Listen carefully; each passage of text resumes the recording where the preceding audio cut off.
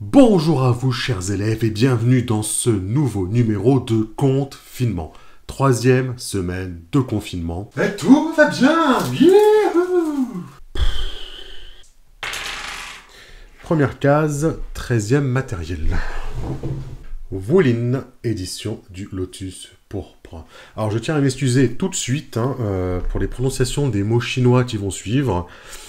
Ça va être un petit peu compliqué. Woolin est un jeu de Nicolas Henry, une personne à qui on ne peut souhaiter que du bien, édité par les éditions Troisième Œil, anciennement Lem Fou, de Laurent Rambourg, à qui on ne peut souhaiter que du bien également, tellement ce sont des personnes extrêmement sympathiques. C'est là la deuxième édition du jeu. Il y avait déjà une première édition qui avait connu des gros déboires avec l'imprimeur, ça avait été très compliqué pour la boîte d'édition. Du coup, suite à un financement participatif il y a quelques années, ils ont proposé de rééditer Woolin et de débloquer pas mal de petits paliers au fur et à mesure. Woolin est un jeu de cap et d'épée à la sauce orientale chinois. L'exemple qu'on va prendre évidemment, c'est Tigre et Dragon, le secret des poignards volants, etc., etc. Où vous savez, on les voit un peu marcher sur les murs, mettre des coups de pied volants, et évidemment pas mal de drames, voilà, des trahisons, des amours impossibles. Et c'est pas seulement que du combat avec des pirouettes impossibles, il y a aussi beaucoup d'émotions qui sont mises en avant. Il y a les problématiques, bon évidemment romantiques. Il y a les problématiques par rapport à l'obéissance à un ennemi ou la résistance forcée à un ennemi. Il y a les trahisons, les maîtres à venger. Voilà, c'est pas seulement que du combat en fait. La particularité de Woolin, c'est son système qui est extrêmement centré sur les personnages. Les personnages sont vraiment au centre de l'histoire de Woolin et au centre même de son système. Ça se passe durant la période des Song, la fin de l'empire des Song et les Jin qui les envahissent. C'est une période troublée, ça correspond beaucoup plus à notre médiéval à nous, en termes de période, que Qin, qui se passe pendant l'Antiquité. C'est pas du tout la même période. Ça se joue avec des D8, le dé mal aimé des rôlistes. La difficulté, la majorité du temps, sera fixée par vos joueurs eux-mêmes. Le principe de Woolin, c'est que vos personnages sont déjà des héros. Ils n'ont pas à prouver qu'ils sont des héros, ils le sont. Ils vont tenter de devenir des légendes, d'accord? Des légendes du monde des lacs et des rivières. Vos joueurs sont définis par des traits légendaires. En fait, ce sont ce que les gens disent d'eux. Ce sont déjà des héros, ils ont déjà une réputation. Et c'est en fait cette réputation qui les suit qui va les transformer en légendes. Leur réputation s'écrit tout simplement « On dit de moi que ma beauté ébranle même l'empereur ». On dit de moi que ma force est capable de fendre les montagnes. Voilà, des choses comme ça. Et au fur et à mesure que vos héros progressent, leurs traits deviennent de plus en plus affirmés et offrent de plus en plus de bonus. On fait sa main comme ça de D8, on rajoute après si on a un archétype de création qui va bien avec l'action. Si j'ai été un soldat, un militaire, toutes les actions de combat, je peux me rajouter 1 ou 2 dés selon la puissance, le niveau de mon background de militaire. On constitue sa main de D8 et le joueur va se fixer lui-même une difficulté. C'est là toute l'originalité, c'est... bon, évidemment, le MJ a toujours un petit contrôle là-dessus, mais le principe, c'est que les joueurs doivent se fixer des difficultés de plus en plus élevées, soit pour gagner l'opposition contre l'adversaire qui fait de même, soit pour continuer à augmenter leur légende, ce qu'on dit d'eux, en fait. Et c'est comme ça qu'ils vont gagner des points d'expérience, c'est toujours en poussant plus loin la limite de difficulté de leur jet. N'importe quel héros va réussir à faire un jet à une difficulté de 10, mettons, mais le principe va être de parier sur une difficulté de plus en plus élevée, qui sont d'ailleurs des multiples de 4 d'ailleurs, donc c'est plutôt 12. C'est assez déroutant du coup, parce que c'est vrai qu'on n'est pas habitué à demander aux joueurs, qu'est-ce que tu vises comme difficulté, et du coup ça les oblige à ne jamais essayer de faire ce qu'on appelle du gain petit, ça veut dire viser toujours trop bas, parce que justement, tiens on a la table des difficultés qui est ici, il y a en plus une grosse subtilité. Quand vous lancez vos D8, vos 4 valent 0. 4 se prononce comme le mot mort en chinois, donc le 4 vaut 0. Pour contrebalancer ça, le 8 peut donner le nombre que vous voulez. Quand vous faites un 8 sur votre D8, votre 8 peut acquérir la valeur que vous souhaitez, même la valeur de 4. À quoi ça sert de pouvoir donner la valeur qu'on veut? C'est parce que le but du jeu, c'est de tomber le plus proche possible de la difficulté que vous vous êtes visé. Si vous visez, mettons, une difficulté de 24 et que vous faites 26, vous réussissez votre action, mais vous vous épuisez. parce que vous avez dépassé votre difficulté de 2. Donc vous allez perdre 2 points de souffle, qui est en gros votre épuisement pour avoir trop donné. Des fois, vous allez viser beaucoup et vous allez vous retrouver à avoir pas mal de 4. Des fois, vous visez trop petit, vous avez pas mal de 7, de 6, et du coup, vous dépassez de trop. Ça demande une certaine gymnastique, une certaine habitude, mais ça laisse une très grande liberté au joueur qui va lui-même choisir s'il veut monter un petit peu le niveau, s'il veut s'assurer de réussir l'action qui est un petit peu difficile. On pourra en parler des heures de jeu, hein. De toute façon, je vais vous sortir une vidéo pour en parler sur la chaîne YouTube, dont je m'étends pas plus que ça, mais il faut savoir que moi, le truc qui m'a encore le plus séduit que tout, c'est le système de combat, puisque vous allez choisir en fait un style de boss d'art martial, interne ou externe, et à partir de là, vous allez avoir des tonnes de choses à choisir, de choses à faire, que ce soit des coups spéciaux à activer, des techniques. Vous allez combiner des pouvoirs avec des coups spéciaux, ça va vous créer vos propres écoles d'arts martiaux. Voilà, il y a des écoles d'arts martiaux prédéfinies par l'auteur, mais vous avez vous-même la capacité et tout ce qu'il faut pour créer vos propres écoles d'escrime, écoles d'arts martiaux, avec tel coup spéciaux plus tel pouvoir va donner tel bonus, tel effet en jeu. Utiliser une technique aptitude spéciale, un Wugong, donc va vous coûter dans vos réserves, mais va pouvoir vous donner des bonus en plus, des bonus de dés, ou alors un peu plus tard, en mêlant tout ça à des techniques d'art martial, ajouter des effets en jeu comme renverser votre adversaire ou toucher plusieurs adversaires d'un coup. Également, quand vous allez combattre, par exemple, c'est vous qui choisissez votre approche, plutôt brutale, plutôt fine, plutôt flamboyante, j'y vais au charisme, à l'esbrouf pour les impressionner, et suivant votre approche, vous allez choisir en fait vous-même votre caractéristique que vous allez utiliser. Chaque caractéristique du jeu est associé à une petite icône et également associé à un style, et c'est vous qui choisissez du coup ce que vous utilisez comme style. C'est complet, il y a pas mal de suppléments, il y a une autre campagne de financement qui a été financée avec succès il y a une semaine, 2 semaines, donc il y a encore plus de matos qui va arriver. En tout cas, je vous remercie, je vous dis à demain, on se fait des bisous, par webcam seulement, ciao. Bonjour à vous et bienvenue dans ce 7e numéro de Conte Finement. Allez, le D20, le D4, on est parti. Alors, je vais chercher un matériel aléatoire. Première case, 7e matériel. On est parti. Chronique oubliée, mini.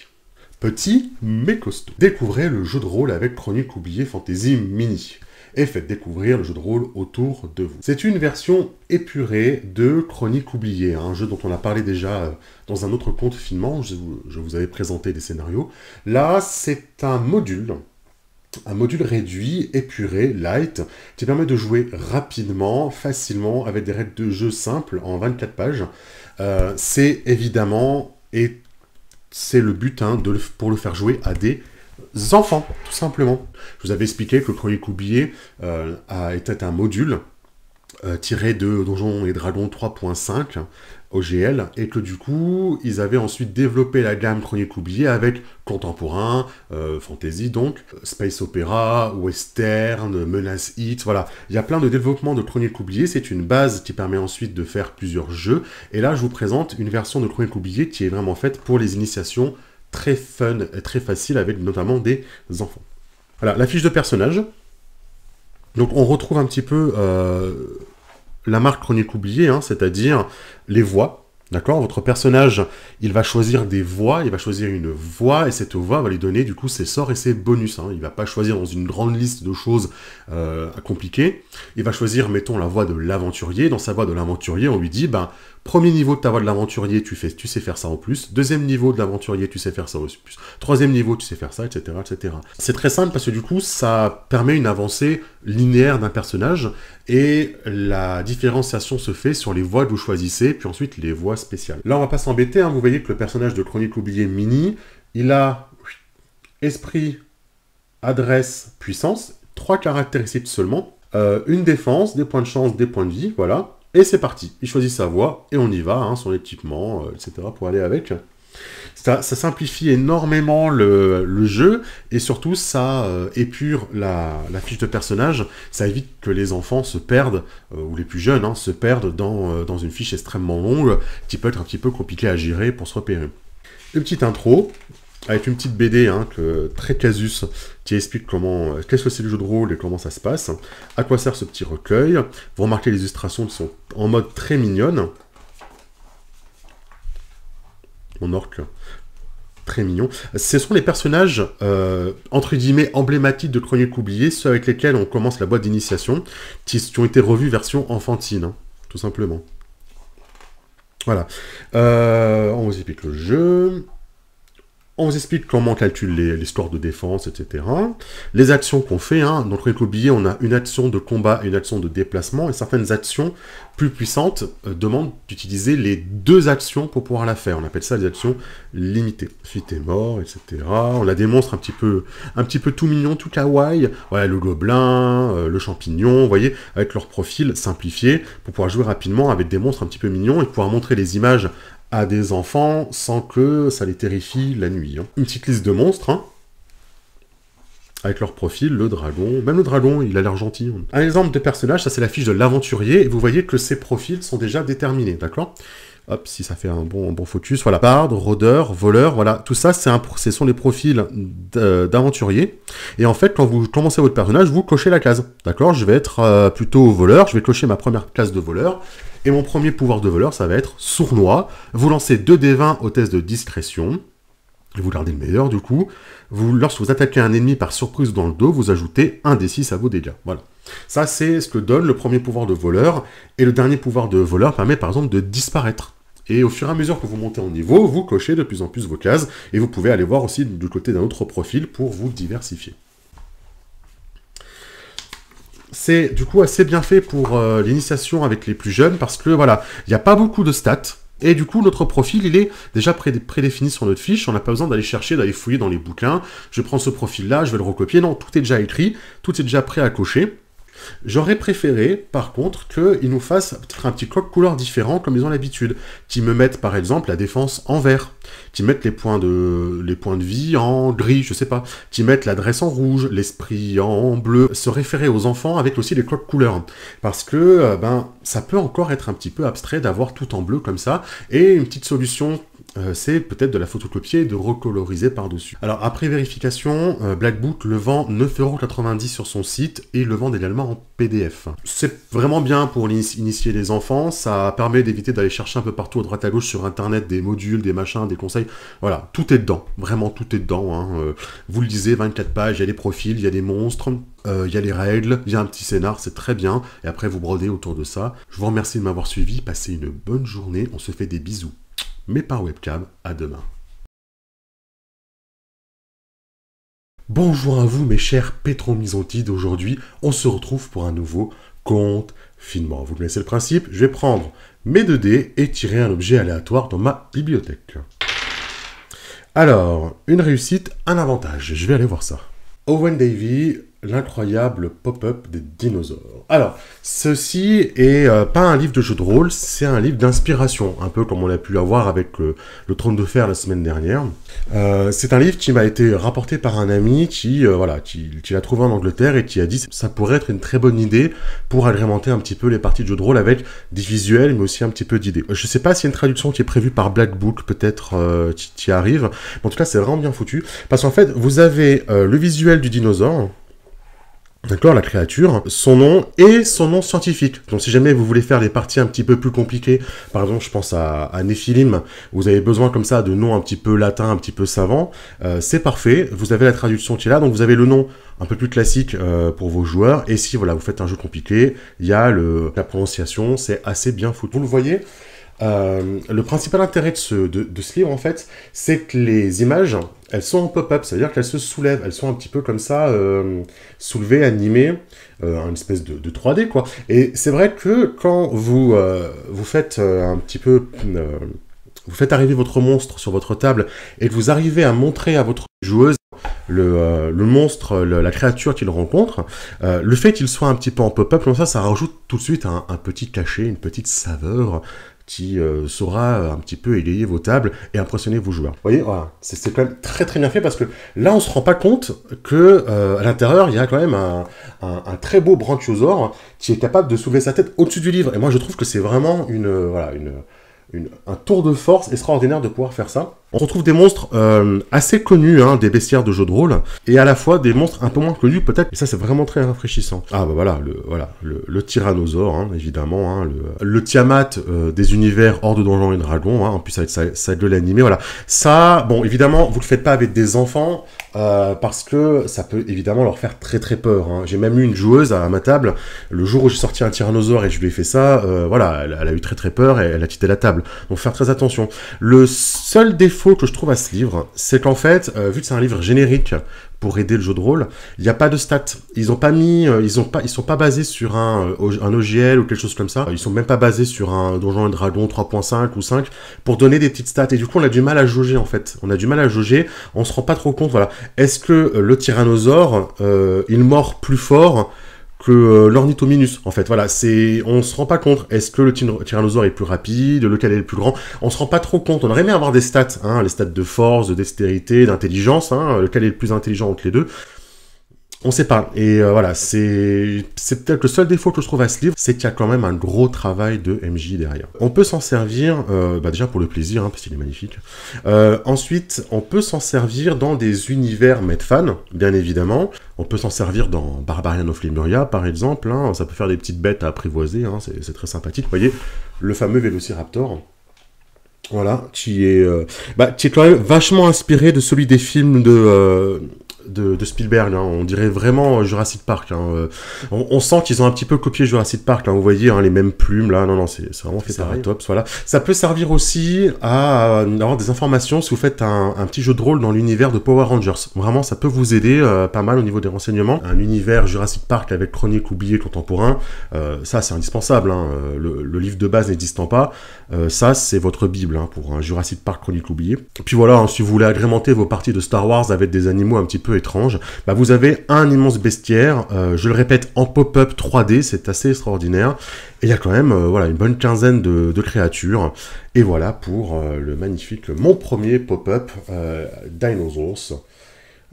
Il est assez difficile à trouver, hein, je vous le cache pas, faudra aller en Angleterre, mais bon, par les temps qui courent, je pense que le trajet va revenir pas trop cher, hein, donc tentez le coup si ça vous plaît. En tout cas, je vous remercie, je vous dis à demain, j'espère que vous bullez pas trop mal dans votre aquarium, et je vous fais des gros bisous par webcam interposé. Ciao. Bonjour à vous chers élèves, bienvenue dans ce 9e numéro de Conte Finement. Allez, on part à la pêche au jeu de rôle. Troisième classe du coup, et ben 20. Dans cette petite pochette, il y a juste quelques feuilles qui permettent de jouer à Tu es un sorcier, Harry. Tu es un sorcier, c'est un jeu de rôle amateur dans l'univers de Harry Potter. Harry Potter n'a pas de jeu de rôle officiel et ça risque pas d'arriver de sitôt apparemment. Et donc il y a quelques jeux de rôle amateurs qui sont apparus sur internet qui permettent d'émuler ce monde et de jouer avec. La première séance, on s'est retrouvé juste à créer les personnages de façon RP et on a adoré. On s'est vraiment bidonné, on a vraiment adoré. Et on a rejoué beaucoup de fois. Et maintenant, c'est devenu le jeu un petit peu feel good, le jeu un petit peu bonne humeur, le jeu qui fait plaisir, qui rend heureux, le jeu qui prend pas la tête. Le jeu génère lui-même ses propres intrigues, ses propres interactions, parce qu'il est très bien fait. Le principe du jeu, vous avez 3 caractéristiques. Hop, esprit, cœur et corps. Et les scores que vous avez dans ces caractéristiques vont ensuite vous donner des points à dépenser dans vos compétences qui sont liées. D'accord? Mettons, si j'ai 2 en esprit et 2 en cœur, je vais avoir 4 points à répartir dans bluff, farce, tactique et rumeur. Le principe du jeu, quand vous faites un jet, vous allez lancer un des 20, vous allez ajouter votre bonus de compétences. Mettons, si je veux faire un jet de romance, je vais faire un jet de 1 des 20 plus romance, et je vais choisir d'y ajouter soit mon cœur, soit mon corps, selon l'approche que je vais choisir. Si j'y vais plutôt avec ma timidité, mes émotions, le petit rouge aux joues, je vais y aller avec le cœur. Si par contre, je suis assez assuré sur 2 mois, et que je vais jouer un petit peu de ma carrure, et je sais que je lui plais, je vais jouer avec corps, par exemple. Ça permet comme ça aux joueurs d'avoir une certaine flexibilité sur le jet qu'ils font, et c'est assez sympathique. De ces 3 caractéristiques vont découler 3 aspects importants dans l'univers d'Harry Potter, qui sont l'érudition. L'érudition est égale à votre score d'esprit. L'érudition, c'est un petit peu votre capacité à chercher rapidement des informations dans les livres et à accélérer vos recherches. Dans Harry Potter, quand vous faites des recherches dans un livre, quand vous cherchez quelque chose, c'est assez long, hein, ça demande pas mal de temps dans les livres, et votre score d'érudition va vous permettre de faire ça plus rapidement et de meilleure qualité. Votre score de cœur va vous donner le nombre de cartes amies que vous pouvez récupérer avec vous. Les PNJ que vous rencontrez, vous pouvez choisir d'en faire vos amis, le même nombre que ce que vous avez en cœur. Et ensuite, vous pouvez utiliser ces amis pour vous donner des bonus ADG. Votre carte amie est définie par des traits, mettons 3 traits, timide, forte en potions et discrète. Et si à un moment donné, vous utilisez ce PNJ pour vous aider, mettons, pour apprendre une potion, pour découvrir une potion, vous allez rajouter comme ça plus 2 à votre jet parce que vous utilisez une amie qui est liée à votre cœur. Si cependant vous lui demandez un énorme service, par exemple, tu es discrète, tu vas aller voler quelque chose dans le bazar de Rogue, c'est un énorme sacrifice que vous lui demandez, une grande difficulté. Ça va vous donner un bonus de plus 4, mais vous allez retourner cette carte amie et la perdre tant que vous n'allez pas la reconquérir en lui rendant un service. C'est assez bien fait, parce que comme ça donne une vraie importance au RP et aux personnages avec qui vous allez vous lier. Dans notre partie, on a fait énormément de PNJ et on les a fait un petit peu en commun. C'est-à-dire que quand on a besoin d'un nouveau PNJ, les joueurs vont choisir par exemple son nom, ils vont choisir 2 des traits et moi je vais choisir un 3e. Ce qui fait que comme ça, on s'est créé vraiment beaucoup de PNJ qui peuplent les maisons de Harry Potter et c'est vachement bien. Le score de corps, par contre, va vous servir à déterminer le nombre de conséquences que vous pouvez encaisser. Les conséquences, ça peut être soit des conséquences physiques, je me suis assommé contre une branche, est-ce que je m'évanouis ou pas, ou ça peut être une surcharge émotionnelle. J'ai marqué le dernier point de Quidditch à la coupe de Quidditch et j'ai fait remporter ma maison, et ben évidemment, je vais gagner en popularité, est-ce que je peux l'encaisser ? Le nombre de conséquences que vous pouvez encaisser, qu'elles soient positives ou négatives, c'est égal à votre score de corps, d'accord ? Une conséquence avec un score de corps de 1, soit vous partez à l'infirmerie parce que vous êtes assommé, soit vous allez vous réfugier aux toilettes parce que c'est trop pour vous, en fait. Donc plus vous avez de corps, et plus vous pouvez encaisser comme ça de conséquences.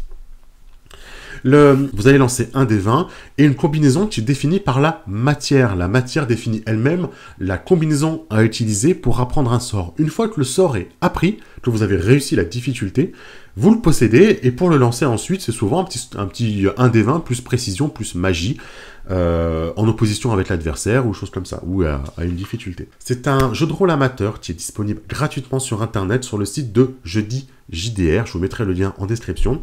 Actuellement, le PDF vous explique le déroulé des années 1 à 3, c'est-à-dire toutes les matières que vous rencontrez dans les années 1 à 3, avec beaucoup de petits indices pour mettre en place des cours ou des petits mystères. Toute la description de la découverte des pouvoirs et la création de personnages est fait de façon narrative et c'est super cool, hein. Il y a un système de duel avec des cartes qui est très bien fait, très fun. Il y a un système ensuite de Quidditch, également, il y a un autre jeu dans le jeu. Il y a une façon de générer ses propres sorts, ses propres potions. Il y a évidemment toutes les règles pour créer son grand méchant qui va être l'ombre comme ça au-dessus des 7 saisons que vous composez votre histoire. Je vous fais des gros bisous, je vous dis à demain, par webcam toujours, à ciao.